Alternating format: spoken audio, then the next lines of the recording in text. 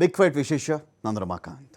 ಒಂದು ಗಂಭೀರವಾದಂಥ ವಿಚಾರ ಇದು. ಗುಜರಾತ್ನ ಅಹಮದಾಬಾದ್ನ ಭೀಕರ ವಿಮಾನ ದುರಂತ ಇದು. ವಿಮಾನ ಹಾಗಾದರೆ ಕಳಪೆ ಇತ್ತಾ? ನೋಡಿ, ಈ ವಿಮಾನದಲ್ಲಿ ಅಂದರೆ ಇಂಥ ವಿಮಾನಗಳಲ್ಲಿ 100 ಕೋಟಿ ಜನ ಪ್ರಯಾಣ ಮಾಡಿದ್ದಾರೆ. ಇದೇ ಬೋಯಿಂಗ್ ವಿಮಾನಗಳಲ್ಲಿ 100 ಕೋಟಿ ಜನ ಪ್ರಯಾಣ ಮಾಡಿರ್ತಕ್ಕಂತಹ ಒಂದು ದೊಡ್ಡ ಹಿಸ್ಟ್ರಿ ಇರತಕ್ಕಂಥ ವಿಮಾನ ಸಂಸ್ಥೆ ಇದು. ವಿಮಾನ ತಯಾರಿಕಾ ಸಂಸ್ಥೆ ಇದು. 100 ಕೋಟಿ ಜನ ಟ್ರಾವೆಲ್ ಮಾಡಿದ್ದಾರೆ. ಸಾವಿರಾರು ರೂಪಾಯಿ ಖರ್ಚು ಮಾಡ್ತಾರೆ ಜನ, ಸಾವಿರಾರು ರೂಪಾಯಿ ಖರ್ಚು ಮಾಡ್ತಾರೆ. ಸಣ್ಣ ಸಣ್ಣ ದೂರಗಳಿಗೂ ಕೂಡ 30,000 40,000 ಕೊಟ್ಟು ಹೋಗುವಂಥ ಪರಿಸ್ಥಿತಿ. ಅಲ್ಲಿನ ಸಿಚುವೇಶನ್ ನೋಡಿಕೊಂಡು ಅದನ್ನು ಫಿಕ್ಸ್ ಮಾಡಿರ್ತಾರೆ, ಅಷ್ಟು ದುಡ್ಡು ಕೊಡ್ತಾರೆ. ಆದರೆ ಗ್ಯಾರಂಟಿ ಬೇಕಲ್ವಾ? ಮನುಷ್ಯನ ಜೀವಕ್ಕೆ ಒಂದು ಗ್ಯಾರಂಟಿ ಬೇಕಲ್ವಾ?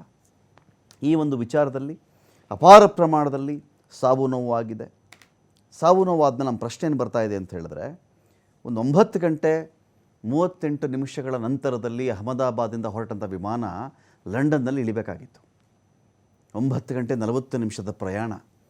1.25 ಲಕ್ಷ ಲೀಟರ್ 1.25 ಲಕ್ಷ 1,25,000 ಲೀಟರ್ವರೆಗೂ ಫ್ಯೂಯಲ್ ಇದರಲ್ಲಿ ತುಂಬಿತ್ತು. 40,000 ರಿಂದ 50,000 ಲೀಟರ್ ಫ್ಯೂಯಲ್ ಸಾಕಾಗಿತ್ತು. ಅದಕ್ಕೆ ಓವರ್ ಫ್ಯೂಯಲ್ ತುಂಬಿಕೊಂಡಿದ್ದೇ ಒಂದು ರೀಸನ್ ಆಯಿತಾ, ಅಥವಾ ಅದು ಎಮರ್ಜೆನ್ಸಿಗೂ ಇಟ್ಟಿರ್ತಾರಾ? 100 ಕೋಟಿ ಪ್ರಯಾಣಿಕರನ್ನು ಕರ್ಕೊಂಡು ಹೋಗಿ ಸುರಕ್ಷಿತವಾಗಿ ಇಳಿಸಿರ್ತಕ್ಕಂಥ ಹಿಸ್ಟ್ರಿ ಇರ್ತಕ್ಕಂಥ ವಿಮಾನ ಅಹಮದಾಬಾದಲ್ಲಿ ಯಾಕೆ ಬಿದ್ದು ಹೋಯಿತು? ಇದ್ರ ಬಗ್ಗೆ ವಿಷಲ್ ಬ್ಲೋವರ್ ಇಂಜಿನಿಯರ್ಗಳು ಯಾವತ್ತೂ ಏನು ಹೇಳೇ ಇಲ್ವಾ? ಅನೇಕರು ಹೇಳಿರೋರು ಬದುಕೇ ಇಲ್ಲ. ಪ್ರತಿ ವಿಮಾನ ಸಂಸ್ಥೆ ತಯಾರಿಕಾ ಸಂಸ್ಥೆಯಲ್ಲೂ ಒಬ್ಬ ವಿಷಲ್ ಬ್ಲೋವರ್ ಇಂಜಿನಿಯರ್ ಇದ್ದೇ ಇರ್ತಾನೆ. ಇಂತಿಂಥ ಪ್ರಾಬ್ಲಮ್ ಇದೆ ವಿಮಾನದಲ್ಲಿ ಅಂತ ಹೇಳ್ತಾನೆ. ಇದೇ ರೀತಿ ವಿಷಲ್ ಬ್ಲೋ ಮಾಡಿದ್ದಂತಹ ಅಪಾಯ ಅಪಾಯ ಅಪಾಯ ಅಂತ ಕೂಗ್ತಾನಲ್ಲ, ಅವನೇ ವಿಷಲ್ ಬ್ಲೋವರ್. ಆ ಥರ ಕೂಗಿದ್ದಂಥ ಒಬ್ಬ ವ್ಯಕ್ತಿ ಆ ಥರ ಹೇಳಿದ 2 ತಿಂಗಳಲ್ಲೇ ಸತ್ತು ಹೋಗಿದ್ದಾನವನು. ನಾವು ಏನನ್ನು ನಂಬಿ ವಿಮಾನದಲ್ಲಿ ಕೂತ್ಕೊಳ್ಬೇಕು? ಎಲ್ಲ ವಿಮಾನಗಳು ಹೀಗೇನಾ? ತುಂಬ ವೈಡ್ ಅಂಥೇಳಿ, ವೈಡ್ ವಿಮಾನ, ಅಗಲವಾದಂಥ ವಿಮಾನ ಇದು. ಅದ್ಭುತ ವಿಮಾನ, ದೊಡ್ಡ ವಿಮಾನ, ಎಂದೂ ಪತನವಾಗದ ವಿಮಾನ ಎಂದು ಬಿರುದಾಂಕಿತ ಒಂದು ವಿಮಾನ ಈ ಥರ ಬಿದ್ದು ಹೋಗ್ಬಿಡುತ್ತೆ ಅಂತ ಹೇಳಿದ್ರೆ ಏನು ಕಾರಣ? ಇನ್ನೂ ಒಂದು, ಈಗ ಇದರಲ್ಲಿ ಬ್ಲಾಕ್ ಬಾಕ್ಸ್ ಪತ್ತೆಯಾಗಿದೆ.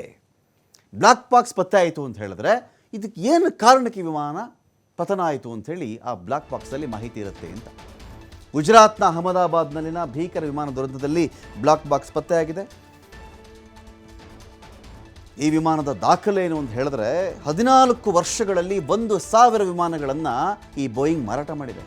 1,000 ವಿಮಾನ ಮಾರಾಟ ಆಗೋದು ತಮಾಷೆ ಮಾತಲ್ಲ. 1,000 ಬಸ್ ಮಾರ್ದಂಗೆ, 1,000 ಕಾರ್ ಮಾರ್ದಂಗೆ, 1,000 ಬೈಕ್ ಮಾರ್ದಂಗೆ ಅಲ್ಲ. 1,000 ವಿಮಾನವನ್ನು ಮಾರಾಟ ಮಾಡಿದೆ. 100 ಕೋಟಿ ಪ್ರಯಾಣಿಕರು ಪ್ರಯಾಣ ಮಾಡತಕ್ಕಂಥ ವಿಮಾನ ಇದು ಏರ್ ಬಸ್.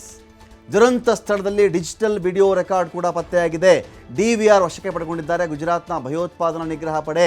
ಈಗಾಗಲೇ 6 ಮೃತದೇಹಗಳನ್ನು ಯಾರು ಗುರುತಿಸೋಕ್ಕೆ ಸಾಧ್ಯವಾಯಿತೋ ಆ ಮೃತದೇಹಗಳ ಹಸ್ತಾಂತರ ಕೂಡ ನಡೆದಿದೆ. ಮುಖಚಹರೆ ಪತ್ತೆಯಾದಂಥ ಹಿನ್ನೆಲೆಯಲ್ಲಿ, ಮುಖಚಹರೆನೇ ಗೊತ್ತಾಗ್ತಿಲ್ಲ ಅಂದರೆ DNA ಟೆಸ್ಟ್ ಆಗಲೇಬೇಕು. ವಿಮಾನ ಪತನದ ನಿಖರ ಕಾರಣ ಒಳಗೊಂಡಿರತಕ್ಕಂಥ ಬ್ಲಾಕ್ ಬಾಕ್ಸ್ ಪತ್ತೆಯಾಗಿದೆ. ಮತ್ತೊಂದು ಬ್ಲಾಕ್ ಬಾಕ್ಸ್ಗೋಸ್ಕರವಾಗಿ ಇದೀಗ ಪರಿಶೀಲನೆ ಮುಂದುವರೆದಿದೆ. ಡಿಜಿಟಲ್ ವಿಡಿಯೋ ರೆಕಾರ್ಡರ್ ಕೂಡ ಪತ್ತೆಯಾಗುತ್ತೆ. ಇಲ್ಲಿ DVR ವಶಕ್ಕೆ ಪಡ್ಕೊಂಡಿದ್ದಾರೆ.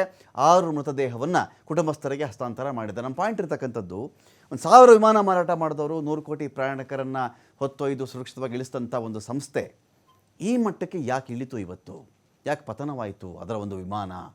ಏನನ್ನು ನಂಬಿ ನಾವು ಕೂತ್ಕೊಳ್ಬೇಕು? ಒಬ್ಬ ಮನುಷ್ಯ ಸಾವಿರಾರು ರೂಪಾಯಿ ಕೊಟ್ಟು ಅದರಲ್ಲಿ ಪ್ರಯಾಣ ಮಾಡ್ತಾನೆ ರೀ.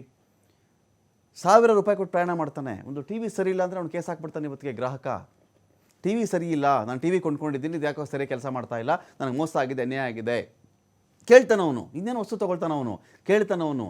ವಿಮಾನ ಪ್ರಯಾಣದಲ್ಲಿ ಈ ಥರದೊಂದು ಫ್ಯಾಮಿಲಿಗೆ ತೊಂದರೆ ಆದರೆ ತಲಾ ಅವನೊಂದು ಕೋಟಿ ಕೊಟ್ಬಿಟ್ರೆ ಅಲ್ಲಿಗೆ ಅದು ಮುಗಿದು ಹೋಯ್ತಾ? ಅವನೊಬ್ಬ ಗ್ರಾಹಕನೇ, ಒಬ್ಬ ಪ್ರಯಾಣಿಕನೇ. ಅವನ ಸುರಕ್ಷತೆ ಕಥೆ ಏನು? ಅವನು ನಂಬಿಕೊಂಡಿದ್ದು. ಅಲ್ಲಿ ಯಾರು ನೋಡಿ, ಕೇರಳದೊಬ್ಬರು ನರ್ಸ್ ಅಂತೆ,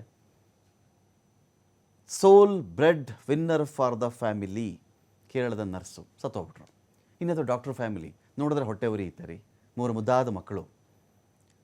ಇಂಡಿಯಾಗೆ ಗುಡ್ ಬೈ ಹೇಳಿ ಲಂಡನ್ನಲ್ಲಿ ಸೆಟಲ್ ಆಗಬೇಕು ಅಂಥೇಳಿ ವೈದ್ಯ ದಂಪತಿಯಲ್ಲಿ ಹೋಗ್ತಾ ಇದ್ರು ರೀ. ಮುಗಿದೋಯ್ತು ಅವ್ರ ಜೀವನ. ಅನೇಕ ಬ್ರಿಟಿಷ್ ಪ್ರಜೆಗಳು ಹೊರಟೋದ್ರು, ಕೆನಡಿಯನ್ ಹೊರಟೋಗ್ಬಿಟ್ರು, ಪೋರ್ಚುಗೀಸ್ ಸತ್ತು ಹೋಗ್ಬಿಟ್ರು. 169ವರೆಗೂ ಭಾರತೀಯರು ಅದರಲ್ಲಿ ತೀರ್ಕೊಂಡ್ರು. ಆ ಫ್ಲೈಟ್ ಬಿದ್ದಂಥ ಮೆಡಿಕಲ್ ಹಾಸ್ಟೆಲ್ ಮೇಲೆ ಬಿತ್ತಲ್ಲ, ಅಲ್ಲಿ ಒಂದು 25-30 ಜನ ಅಲ್ಲಿ ತೀರ್ಕೊಂಡ್ಬಿಡ್ತಾರೆ. ಸೊ ಇದಕ್ಕೆಲ್ಲ ಹೇಗೆ, ಟೆಕ್ನಿಕಲಿ ಹೇಗೆ ಇದು? ಒಬ್ಬ ಪ್ರಯಾಣಿಕನ ಸುರಕ್ಷತೆಯ ಕಥೆ ಏನು? ಅವನ ಜೀವನದ ಭದ್ರತೆಯ ಕಥೆ ಏನು? ವಿಮಾನಗಳು ಬೀಳುವುದು ಯಾಕೆ? ಇದರಿಂದ ಕಾರಣಗಳು ಗೊತ್ತಾಗೋದು ಯಾವಾಗ? ಎಲ್ಲ ವಿಚಾರಕ್ಕೆ ಸಂಬಂಧಪಟ್ಟಂತೆ ಮಾತಾಡಲಿಕ್ಕೆ ನಮ್ಮೊಂದಿಗೆ ನಿವೃತ್ತ ಲೆಫ್ಟಿನೆಂಟ್ ಕರ್ನಲ್ ಸುನಿಲ್ ಇದ್ದಾರೆ. ಸುನಿಲ್, ಸ್ವಾಗತ ನಿಮಗೆ ಒಂದು ಡಿಬೇಟ್ಗೆ. ಮಂಗಳೂರು ಏರ್ಪೋರ್ಟ್ನ ಮಾಜಿ ನಿರ್ದೇಶಕರಾಗಿರ್ತಕ್ಕಂಥ ವಾಸುದೇವ್ ಅವರಿದ್ದಾರೆ. ವಾಸುದೇವ್ ಅವರೇ, ಸ್ವಾಗತ ನಿಮಗೆ ಒಂದು ಡಿಬೇಟ್ಗೆ.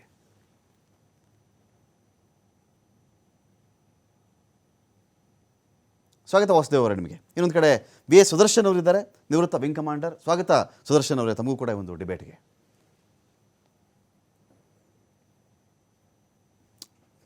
ಇದೀಗ ನಾನು ಮೊದಲಿಗೆ ವಾಸುದೇವ್ ಅವರ ಬಳಿ ಹೋಗ್ಬಿಡ್ತೀನಿ. ವಾಸುದೇವ್ ಅವರೇ, ನನ್ನೊಂದು ಪಾಯಿಂಟ್ ಇದೆ ಇಲ್ಲಿ.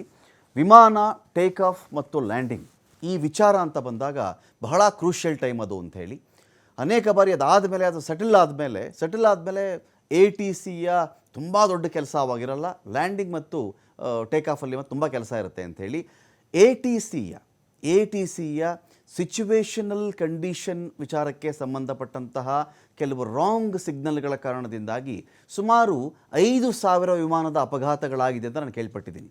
5,000 ವಿಮಾನ ಅಪಘಾತಗಳು ATC ಸಿಗ್ನಲ್ಲೇ ಸರಿಯಾಗಿ ಅವ್ರು ಕೊಡಲಿಲ್ಲ, ಮೆಸೇಜ್ ಸರಿಯಾಗಿ ಪಾಸ್ ಮಾಡಲಿಲ್ಲ, ಅಥವಾ ಲೇಟಾಗಿ ಪಾಸ್ ಮಾಡಿದ್ರು, ಅಥವಾ ಸಂದೇಶವೇ ಬರಲಿಲ್ಲ ಅನ್ನೋ ಕಾರಣಗಳಿಗಾಗಿ. ಅಥವಾ ಇಲ್ಲಿ ಈ ವಿಮಾನ ದುರಂತದ ನಾವು ಕನ್ಸಿಡರ್ ಮಾಡೋದಾದರೆ ನಾನು ಯಾವುದೇ ಕನ್ಕ್ಲೂಷನ್ಗೆ ಬರ್ತಾ ಇಲ್ಲ. ಇದರಲ್ಲಿ ATCಯ ಸಮಸ್ಯೆ ಇದ್ದಿರಬಹುದಾ, ಅಥವಾ ಒಬ್ಬ ನುರಿತ ಪೈಲಟ್ನ ಮಿಸ್ಟೇಕ್ಸ್ ಇದ್ದಿರಬಹುದಾ, ಅಥವಾ ರನ್ವೇಯನ್ನು ಆ ವಿಮಾನ ಟೇಕ್ ಆಫ್ ಆಗುವುದಕ್ಕೆ ಎಷ್ಟು ವೇಗ ಬೇಕಾಗಿತ್ತೋ ಅಷ್ಟು ವೇಗವನ್ನು ಜನರೇಟ್ ಮಾಡಲಿಕ್ಕೆ ಪೈಲಟ್ ತೆಗೆದುಕೊಂಡಂತಹ ಸಮಯ ಬಹಳ ಕಡಿಮೆ ಆಗಿಬಿಡ್ತಾ ರನ್ವೇನೇ ಸರಿಯಾಗಿ ಬಳಸ್ತಿಲ್ವಾ? ನಾವು ಪ್ರೈಮಫಸಿ ಕೇಳ್ತಾ ಇದ್ದೀನಿ ಸರ್, ಎಕ್ಸಾಕ್ಟಾಗಿ ನೀವು ಹೀಗೆ ಇದೆ ಅಂತ ಹೇಳಿ ಅಂತ ನಾನು ಕೇಳ್ತಾ ಇಲ್ಲ. ಏನು ಪ್ರಾಬಬಲ್ ರೀಸನ್ಸ್ ಏನಿರಬಹುದು, ಅಥವಾ ಕಂಪ್ಲೀಟ್ಲಿ ಎಂಜಿನ್ದೇ ಪ್ರಾಬ್ಲಮ್ ಇತ್ತು ಅಂತನಾ ಸರ್?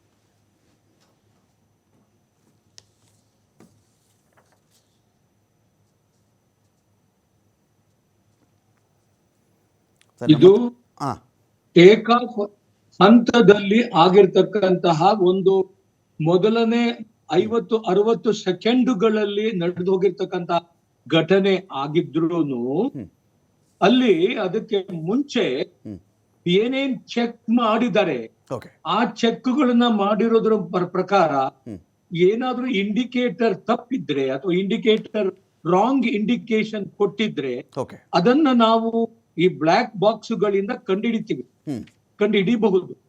ಹಾಗಾಗಿ ಕಮ್ಯುನಿಕೇಶನ್ ನಲ್ಲಿ ಏನಾದ್ರೂ ತೊಂದರೆಗಳು ಆಗಿದ್ರೆ ಏರ್ ಟ್ರಾಫಿಕ್ ಕಂಟ್ರೋಲ್ ಇಂದ ಬೇರೆ ಬೇರೆ ಮೂಲಗಳಿಂದ ಏನು ಮಾತುಕತೆಗಳು ನಡೆದಿರುತ್ತೆ ಅವುಗಳನ್ನೆಲ್ಲ ಕಂಡು ಹಿಡಿಯೋದಿಕ್ಕೆ ಬ್ಲಾಕ್ ಬಾಕ್ಸ್ ಹೆಲ್ಪ್ ಮಾಡುತ್ತೆ. ಆ ಬ್ಲಾಕ್ ಬಾಕ್ಸ್ ಇಂದಾಗಿ ಆ ಫ್ಲೈಟ್ ಡಾಟಾ ಏನು ನಮಗೆ ಅದೇನೊಂದು ರೆಕಾರ್ಡರ್ ಇದೆ ಅದನ್ನು ಸಹ ಜೊತೆಗೂಡಿಸಿದಾಗ ಆ ಕಂಪ್ಲೀಟ್ ಆಗಿ ಏರ್ ಕ್ರಾಫ್ಟ್ ಸ್ಟಾರ್ಟಿಂಗ್ ಪಾಯಿಂಟ್ ಇಂದ ಪುಷ್ ಬ್ಯಾಕ್ ಮಾಡಿದ್ದಾಗಿಂದ ಟ್ಯಾಕ್ಸಿ ಮಾಡಿದ್ದಾಗಿಂದ ರನ್ವೇ ಮೇಲೆ ಬಂದು ನಿಂತಾಗಿದ್ದಾಗಿಂದ ಏನೇನೆಲ್ಲ ಯಾವ ತರದಲ್ಲಿ ಏರ್ ಕ್ರಾಫ್ಟ್ ಮೂವ್ಮೆಂಟ್ ಅನ್ನೋದು ನೋಡ್ಕೊಂಡು ಅದರ ಪ್ರಕಾರ ನಾವು ಬೇರೆ ಬೇರೆ ಅಭಿಪ್ರಾಯಗಳನ್ನ ಅದರ ಇನ್ಸೈಟ್ ನಮಗೆ ಗೊತ್ತಾಗತ್ತೆ. ಆ ಇನ್ಸೈಟ್ ಇಂದಾಗಿ ಏರ್ ಕ್ರಾಫ್ಟ್ ಸರಿಯಾದ ರೀತಿಯಲ್ಲಿ ಬಿಹೇವ್ ಮಾಡಿದೆಯೋ ಮಾಡ್ತಾ ಇರ್ಲಿಲ್ವೋ, ಪೈಲಟಿನ ಬಿಹೇವಿಯರ್ ಅದಕ್ಕೆ ಸರಿಯಾದ ಪ್ರತಿಕ್ರಿಯೆ ಕೊಟ್ಟಿದ್ದಾರೋ ಇಲ್ವೋ, ಇವೆಲ್ಲವುಗಳನ್ನ ಇನ್ವೆಸ್ಟಿಗೇಷನ್ ಮಾಡೋದಿಕ್ಕೆ ಬ್ಲಾಕ್ ಬಾಕ್ಸ್ ಅನುಕೂಲ ಮಾಡುತ್ತೆ. ಅಹಮದಾಬಾದ್ ನಲ್ಲಿ ಏನೊಂದು ಸಿಚುವೇಶನ್ ಇದೆ, ಅಲ್ಲಿ ಹದ್ದುಗಳು ಜಾಸ್ತಿ ಅಲ್ಲಿ ಇರ್ತವೆ, ವಲ್ಚರ್ಸ್ ಇದ್ದಾವೆ. ಇದು ಈ ಕಾಲದಲ್ಲಿ ಸಿಕ್ಕಾಪಟ್ಟೆ ಬಿಸಿ ಇರೋದ್ರಿಂದ, ಉಷ್ಣ ಇರೋದ್ರಿಂದ ಅಲ್ಲಿ ಹದ್ದುಗಳು ಹಾರಾಟ ಜಾಸ್ತಿ ಇರುತ್ತೆ. ರನ್ವೇ ಮೇಲೆ ಬಂದು ಅವು ವಿಶ್ರಾಂತಿ ತಗೊಳ್ತಾ ಇರ್ತವೆ. ಆ ಸಂದರ್ಭದಲ್ಲಿ ಏನಾದ್ರು 2 ಎಂಜಿನ್ಗಳಿಗೆ ಹದ್ದುಗಳು ಹೊಡೆದಿದ್ಯಾ ಅಂತನೋ ಒಂದು ಪ್ರಶ್ನೆ, ಅದು ಡೌಟ್ಫುಲ್. ಯಾಕೆಂತಂದ್ರೆ ಯಾವುದೇ ATC ಅವರು ಈ ಹದ್ದುಗಳನ್ನ, ಈ ಪಕ್ಷಿಗಳನ್ನ ಚೇಸ್ ಮಾಡ್ದೇನೆ ಟೇಕ್ ಆಫ್ ಕ್ಲಿಯರೆನ್ಸ್ ಅನ್ನ ಕೊಡುವುದಿಲ್ಲ ಸಾಮಾನ್ಯ. ಸರ್ದಾರ್ ನಗರದಲ್ಲಿ ಹದ್ದುಗಳ ಹಾರಾಟ ಜಾಸ್ತಿ ಇದೆ ಅಹಮದಾಬಾದ್ ನಲ್ಲಿ. ಇದು ನಾವೆಲ್ಲ ಗಮನಿಸ್ತಿರ್ತಕ್ಕಂಥ ವಿಷಯ, ವರ್ಷಗಳಿಂದ ನಾವು ಕಂಡಿಡಿದಿದ್ವಿ. ಅದಕ್ಕೆ ಚೇಸ್ ಮಾಡೋದಿಕ್ಕೆ ನಾನು ಅಲ್ಲಿ ಇದ್ದಿದ್ರಿಂದ ನನಗೆ ಗೊತ್ತಿದೆ. What are all the precautions we were taking for chasing the bird, flying the standing the vehicle on the runway ಎಲ್ಲ ಮಾಡಿದ್ವಿ. ಮೆಕ್ಯಾನಿಕಲ್ ಟ್ರಬಲ್ ಇದ್ರೆ ಅದು ಪೈಲಟ್ಗೂ ಗೊತ್ತಾಗೋದಿಲ್ಲ. ಅದು ಇಂಡಿಕೇಟರ್ಸ್ ಏನ್ ಇಂಡಿಕೇಶನ್ ಕೊಟ್ಟಿದೆ ಅದು ಬ್ಲಾಕ್ ಬಾಕ್ಸ್ ಇಂದಲೇ ಗೊತ್ತಾಗ್ಬೇಕು. ಮತ್ತೆ ಏನಾದ್ರು ಮಿಸ್ಟೇಕ್ ಪ್ಲೇ ಮಾಡಿದ್ರೆ ಅದರ ಇಂಡಿಕೇಶನ್ ಇವರಿಗೆ ಸಿಗದೆ ಇದ್ರೆ ಅದಕ್ಕೆ ಏನು ಉತ್ತರ ಅನ್ನೋದನ್ನ ಮುಂದೆ ಏನೊಂದು ಎಮರ್ಜೆನ್ಸಿ ಒಂದು ಲೊಕೇಟರ್, ಬೀಕನ್, ಇದೆಲ್ಲ ಡಿಸ್ಟ್ರೆಸ್ ಸಿಗ್ನಲ್ ಇವುಗಳೆಲ್ಲ ಇರ್ತವೆ. ಅವುಗಳ ಮೂಲಕ ಏನಾದ್ರೂ ಕಂಡುಹಿಡಿಯೋದಕ್ಕೆ ಸಾಧ್ಯವಾದ್ರೆ ಅದಕ್ಕೆ ಹೆಲ್ಪ್ ಮಾಡ್ತಕ್ಕಂಥದ್ದು ಅದಕ್ಕೆ ಇನ್ನೊಂದು ಫ್ಲೈಟ್ ಡಾಟಾ ರೆಕಾರ್ಡರ್ ಅಂತ ಇರುತ್ತೆ. ಏರ್ಕ್ರಾಫ್ಟ್ ಟೈರ್ಗಳು ಯಾವ ತರದಲ್ಲಿ ಹೋದವು, ಯಾವ ತರದಲ್ಲಿ ರನ್ವೇ ಮೇಲೆ ಸೆಂಟ್ರಲ್ ಲೈನ್ ಇಂದ ಎಷ್ಟು ದೂರದಲ್ಲಿದ್ದು, ಇವೆಲ್ಲದನ್ನು ಅದು ರೆಕಾರ್ಡ್ ಮಾಡುತ್ತೆ. ಹಾಗಾಗಿ ಪ್ರತಿಯೊಂದು ಮೂವ್ಮೆಂಟ್ ಏರ್ ಟ್ರಾಫಿಕ್ ಕಂಟ್ರೋಲರ್ ಜೊತೆಗೆ ಮಾಡಿರ್ತಕ್ಕಂಥ ಕಮ್ಯುನಿಕೇಶನ್ ಪ್ರತಿಯೊಂದು ಸಹ ಅಲ್ಲಿ ರೆಕಾರ್ಡ್ ಆಗಿರುತ್ತೆ.